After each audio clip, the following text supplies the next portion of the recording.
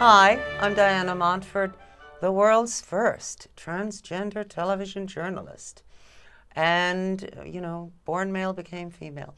My guest is someone very familiar, someone I'm sure you know, Mr. Lou Puliafito, who is the host and producer of a well-known and much-loved show on MNN called A Decent Life. And we have to ask him just what he means by a decent life. What do you mean by a decent life? Well, first, Diana, thank you for having me on your show. No, it's always a pleasure. It's been a couple of years since I think we did this before. Yes. Which is great. So I'm glad to be back. Well, we're glad. I don't know if you're going to be glad, but I'm glad. No, of course. All right. So anyway, decent life is a different approach to life. It's a different approach, meaning for what the world is today. Because I think as we grow up in whatever religion, and if you have a religion, whatever, you talk about loving your neighbor. And what you see in this world is it's totally the opposite.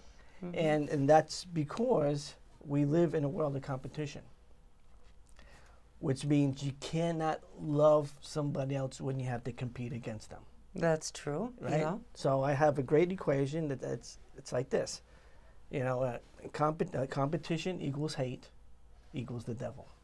Well, but, then do you believe in socialism, each according to his or her ability, each according to his or her need? Well, socialism, I think, is just another form of competition. How so? It's because it's a way for people who are achieving. Right. And, whatever that goes on, making a lot of money, whatever, they have to, you know what? We still have to take care of these people, the poor people who would not like me. That's why I see this still giving out handouts.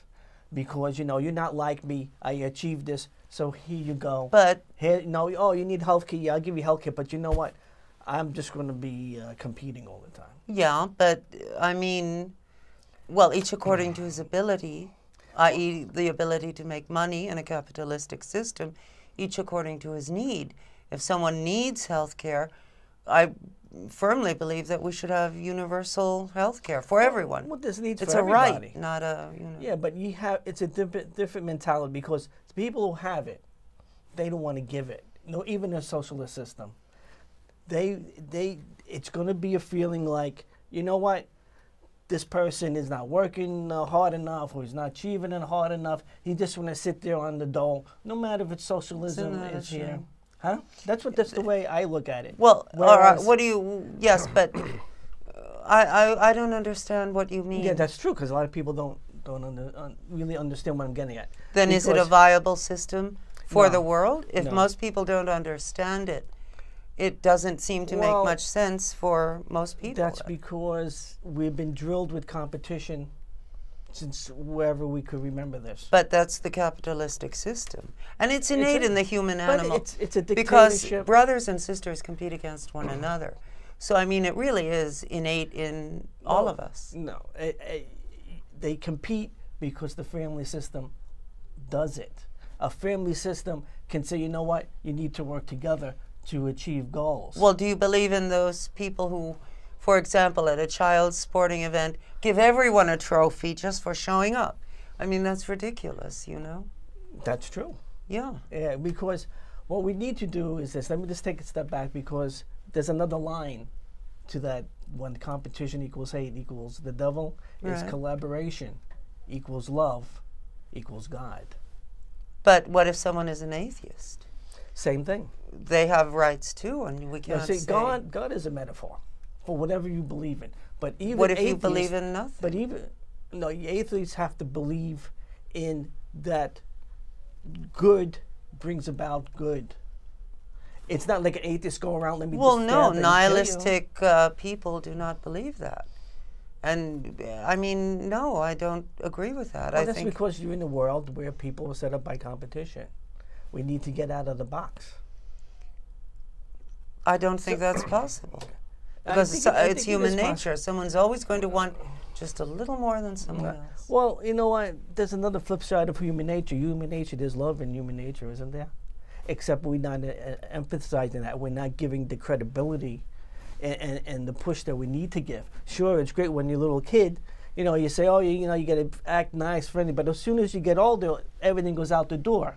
We need to set a path of, we are all peers, we all have something to contribute, and our value should be worth of the person if they're honest, they're hardworking, versus, here's my job, I'm a CEO, so I should make $1 trillion a year. Well, they just did a survey very recently that a CEO in 1970 made 20 times what a middle-class person made. A CEO today, in 2016, makes 300 times what the vanishing middle-class people are making. It's probably more. It's probably like 500 or 600 now. But that's a very Darwinian thing, survival of the fittest. In other words, if you can, you should. That's the thinking today, I think. Well, yeah, I think if you can, you should help each other. Not to beat them over the head with competition and grab as much as you want. What do you make of that man who bought himself a pharmaceutical company and raised the price of an essential AIDS drug from $13 to $700 and something dollars? Well, we are all, I don't know how you would say, but we're all affected by our past. Yes, what he's doing is not right, but we also need to see why someone like that would want to do it. What's the driving force? How was he, from a child, brought up? See, it's a whole different That's almost synergy. 1960s liberalism, what you're saying, Well, that's true. Why are people here today? You are who you are based on your past experience. I am who I am based on my past experience, plus trying to figure out along the way what is right and what is wrong. We all have these little packages of experiences, and we process them, and we place them in a certain order, and that's who we are. Right.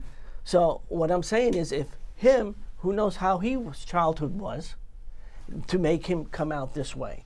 When you try to look past what's in your face, Yes. you treat people differently. But you can't create a uniform childhood for everyone. It doesn't work, What do you mean? I mean, you can't say, well, all these children are going to be reared exactly the same way and educated exactly the same way, because individuality comes into play. Well, I never said the same and way. some people are just born insane and vicious and kill. I don't believe that. Oh, I do. I don't. Children I see, they're all loving. They want to love and be loved. They want to help and be part of things. It's we. A child is whatever you want to call it. A tabula rasa, a that's blank right. slate. And we're orchestrating how that child is. And that's the issue. When we come out here, we are not putting forward what really the true values that we mean to do. Because you know what? I look at all these religions and I say to myself, you're supposed to be loving your neighbor. So how are you doing this when you want to persecute people and say, these people are no good because they're not in my religion, or you pass laws that hurt how people can make a living, to have dignity, to have a family and have a sense of well-being. What if people don't want a family? Same thing. I mean, They don't need a family, but they want to have a life where they feel they're part of the whole world. They want to. do you feel believe like in social classes, lower, middle, No. and upper? No. But don't you think that's, even in the animal kingdom, that takes place? Yeah, but we're not animals anymore. We're trying to transcend. They tried that in Russia in 1917, and you saw it didn't happen. Well, I can't speak about that because I don't read up on it. I don't know anything about it. I mean, what you're suggesting seems to be, to me, socialism by way of, I don't know what. No socialism. There's no social. You do what you want, but what you're doing is serving others. You're not serving yourself. Well, a lot of people just don't want to serve others. Because They say, I want to serve myself. Because that's what you get in the media. That's what's getting fed to you. Every single day, you're looking at people who it's about me. It's not about... What about people before media? The people who invented media were people who were competing. Right. We would not be on television right now if someone hadn't said, I have an idea and I'm going to make a fortune with it. I'm going to call it television. Well, there you go. There's the issue. So, I mean, That's the issue. It's forgive your me, ego but I involved. think your take on life is unrealistic and naive. Well, no, it could. You might say naive because you're in a box. You're in the box of competition, whereas you can't see past it. What's so bad about, instead of fighting about stuff, working together? You're my peer. You know what? If you stumble, so what? I need to spin it. You know what? You're good at what you do, and I'm good at what I do. Right. Right? But we shouldn't be trapped by, just because I don't have the skill set, to have a job that's valued at $1 million. Okay? The person is the value, not the job. No, I agree. I don't think people should define themselves by their jobs. And I've known people who lost elections and were so upset because they no longer thought they were themselves, because they no longer had elected office, that they gave up and became shells of their former selves. Aren't you starting a PAC? Well, I'm thinking about going to put this out there. The main thing, look, I know I can't change the world overnight because what you're saying are valid issues, and the more I hear things that push against it, is better for me to understand, to shape and try to get the message across. Your father died when you were, what, 10 years old? What does that matter to anything? Well, no, but what I'm saying is, do you think that that may have somehow influenced you? I think that everybody's experiences affect their lives. It must have been very difficult for your mother. It's not a personal thing. We're on a show talking about all this stuff. Yeah, but, you know, Well, must have hurt. I think people have a lot of experiences that hurt, and they need to get through it and see, life goes on and things have to be done. All right. All right? That doesn't mean that it checked my values on how to work together. Because I'll just give you an example. I worked in a major company, Forbes 100 company. Right. All right? Manager in the company, and they sent you for training. Right. So, to my surprise, you know what's training they sent you for? What? Collaboration. Oh, well. Because they realized having competition inside the company degrades the company, does not push the company forward. So, lo and behold, if they know that you need to collaborate, you need to take it out and put it out, because we can have a further achievements on what we can do, and competition just holds us back. Yes, but basically they're creating a slave class, i.e. team players. The person who founded Forbes was very much an individualist, but they don't want too many individualists. They want good little slaves who do as they're told. Well, that's a competition. When you have competition, somebody's got to lead, and you got to adhere. People want control. In the United States, that's what you're seeing. You're seeing a handful of people want to.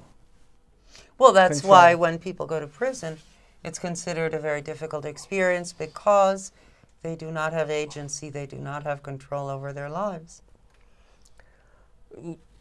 Well, prison's another thing. Prison has become an industry. Yeah, and there's another issue too. Everything is based on the dollar, and when you make decisions just solely on the dollar, you're making immoral decisions, because you still have to look at what are you doing to the environment, what are you doing to people around you.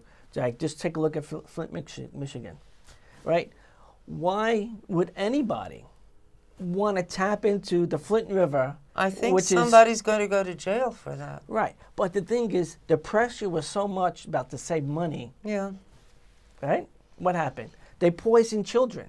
And now they're going to have to pay much more in money to save those children, if they even can save those children. The whole point is it didn't have to be there. But the force of competition, the force of money to drive the money makes you make bad choices. But that is the basis of the world.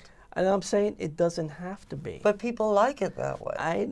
That's why some people live, that's why they killed Jesus Christ 2,000 years ago. There was a message. There's a message in religion that people are refusing to hear. And it's not just Christianity, but in other religions, Don't they say, love your neighbor? You need to transcend that. Love your neighbor can sometimes mean do not do harm. It doesn't mean give everyone a big wet hug, you know? Well, let me tell you, what comes along with love is constructive criticism. You're not always going to tell somebody, oh, you look good. You're going to tell the person how you feel. And the other person needs to understand that. We're all mature adults, and I'm amazed. Do these pants make my ass look fat? Yes. Get out of my life. You know, I mean, come on. Exactly. Now, you should have thought enough. You know what? I weighed this much. Let me. Yeah, you know, come on. You might look good. Some people might like that. That's, you know, it's true. Sure. Different folks for different strokes. But what I'm trying to say is people need to be honest with each other. Why? If people are honest with each other, we'll have wars all over the place. No, but that's how you grow.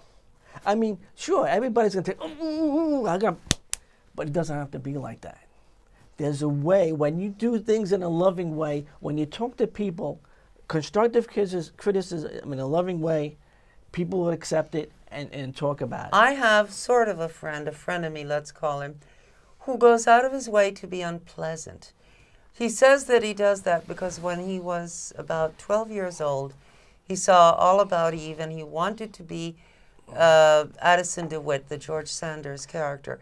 So when Elaine's still existed, we walked into Elaine's, I know. Yeah. We walked into Elaine's and there was a man wearing a high-collared jacket. And this friend of mine said, what is that, a Nehru jacket? What do you think it is, 1967? This man was going to hit him. And my friend said, come on, let's go. I was so embarrassed. I mean, honesty is not the best policy, and some people enjoy being negative. They feel a sense of power being negative. But I get a kick out of it. I would have laughed about it. I mean, this guy almost decked him.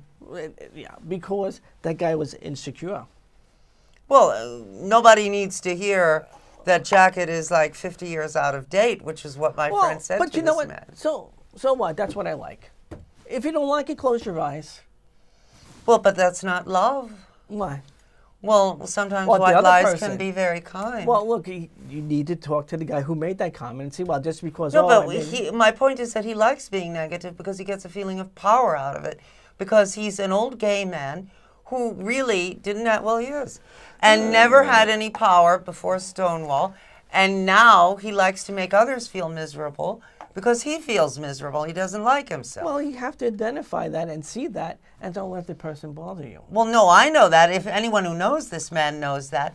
But people out there who don't know this man wonder, why is this person saying these evil things to me? Right, because the people who he's saying it to get offended. They need to take a step back. Do you honestly think that all the CEOs and all the very, very rich 1%ers are going to say, yes, you're right. We must love. They'll say, shoot him. I think all of them need empathy training. That's for sure. Well, yes, but they dehumanize the middle and lower classes so that they don't feel they might feel empathy for one of their own, but they do not gee, it's rough. That Democrat won the election. Sorry, Johnny. Well, that's the whole plan for the Republicans is say no until they get a Republican president. All this for the past 8 years was stonewalling. They don't want to do anything until they get a Republican president in. That's what all you've been saying. They can't get a Republican president in because many Republicans want to do away with reproductive rights, with gay rights, with women's rights, with life rights. And the Republican Party, say 50 years ago, was very different. Today it's become a party of bigoted yahoos led by cynical sophisticates who pander to these idiot yahoos and try to get what they want, the sophisticates, by pandering to the moronic, semi-literate, unwashed.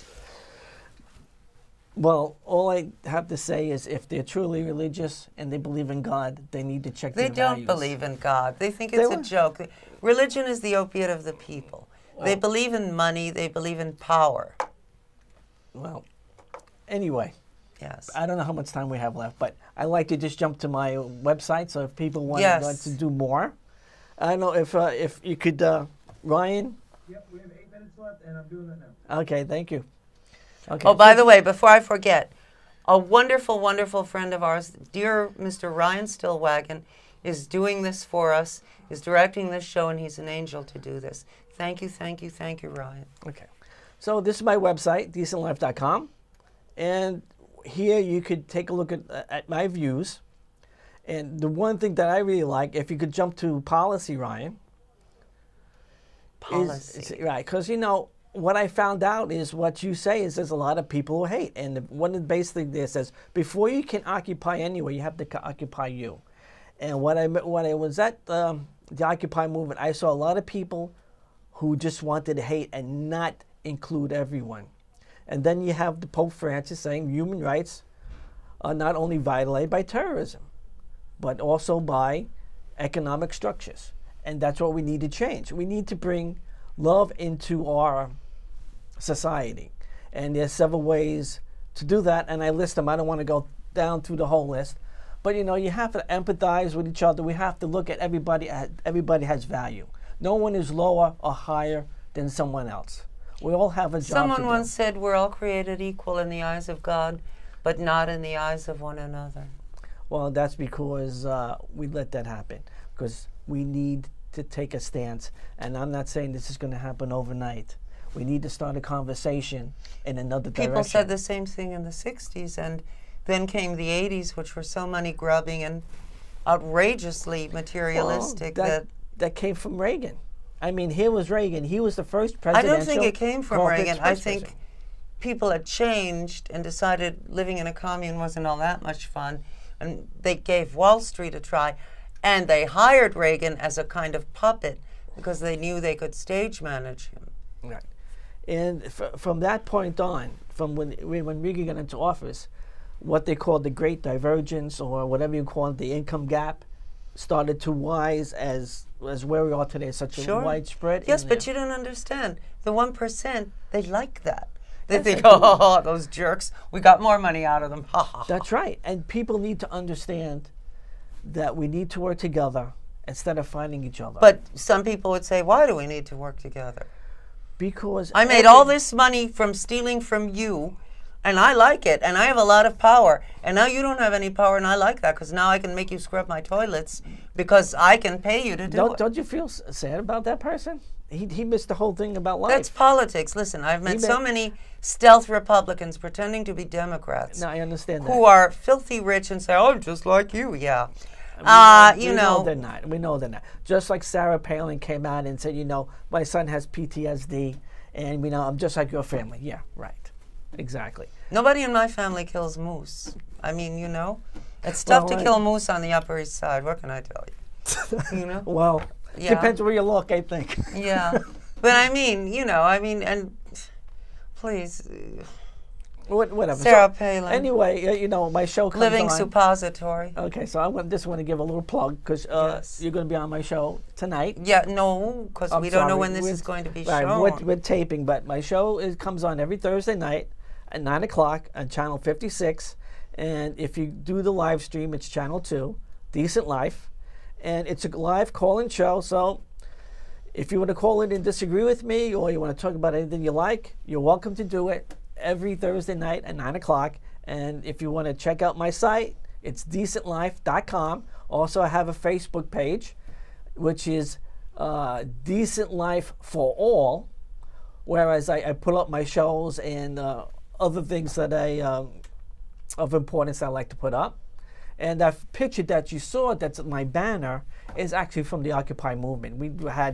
They had like a... Were you part of the Occupy movement? Yeah, I went down there to listen because I needed to hear what they had to say. Yeah. There was hardly any love there. Oh, that's strange. And that's what I really didn't like. Because whatever you do, you have to include everybody. Didn't they include everyone? Most people didn't want to include the 1%. Because I see. You mean they hated the 1%? Yeah. Well, that's not so bad. But to hate, you become like them. All right. and I think one of the from what I've seen, I don't know much, but from the movie I saw of Gandhi, he has to be one of the greatest people. Yeah, that was quite a movie. Yeah, that was amazing. But to give that speech to say, you know what, they can have my body, but they're not going to have my soul. that's you got to be some tough person. You know, he's saying that the British could arrest me, beat me, but I will not obey. My grandfather, Don Basilio Alvarez Rodriguez, was a political prisoner for a month and exiled for a year because he wrote an editorial about the dictator come prime minister, Primo de Rivera, in his newspapers. And my grandfather did that. And he died in a charity ward in Tampa, Florida in 1943. Well, so much for love. We got to keep on working on it. Actually, he didn't die in a charity ward. He died in the Spanish hospital in Tampa, Florida. But I was making a point. Right. You're saying that no good deed goes unpunished. Exactly. But you know what? We you fight know who for wrote that? Who's that? Claire Booth Luce wrote that for the women. And it's entered, you know. That's right. But you know what? We have to start somewhere. We have to start a conversation to push this forward, because Bernie Sanders doesn't have the answer, because it's still competition. You know, so whether it's socialism, communism. I'm not sure Bernie Sanders can be elected. I don't know if he's electable. I don't know. Because he's a socialist. He is 74, not to be ageist, but that is a shade old. And he's very New York, which is going to be a huge problem in Georgia, wherever.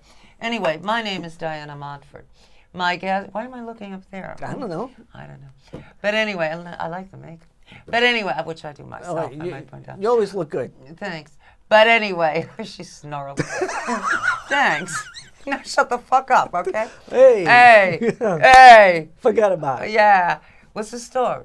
Anyway, my guest has been Mr. Lou Puliafito, who is the host and producer of A Decent Life, seen on Thursday evenings at 9 p.m.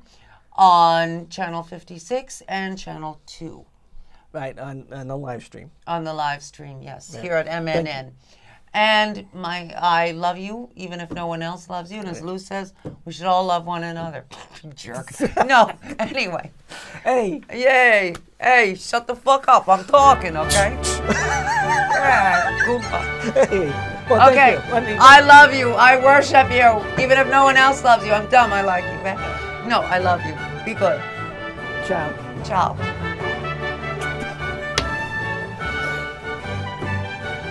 Oh, dear. Good. Yeah.